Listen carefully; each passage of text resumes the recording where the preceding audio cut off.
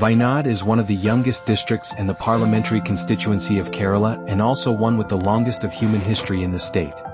What makes Wayanad unique is also its natural heritage, which is one of the most biodiverse, ecologically rich yet fragile. Demography and agriculture. Wayanad has a population of around 8.5 lakhs. Edava കൃഷിഭവൻ്റെ കീഴിലുള്ള ഒരു കർഷകനാണ് ഞാൻ.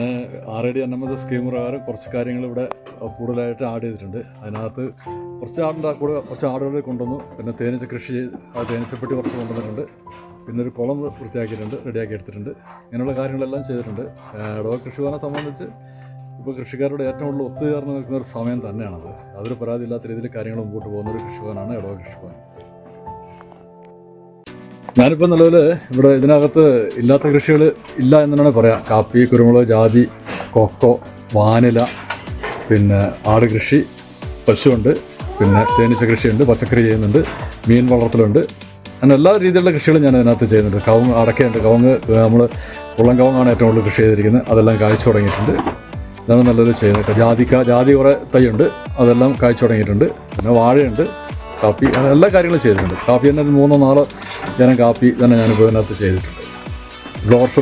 Dwarf robusta തുടങ്ങി, കൊടക് കാപ്പി തുടങ്ങി എല്ലാ കാപ്പികളും ഇതിനകത്ത് കൃഷി ചെയ്തിട്ടുണ്ട്.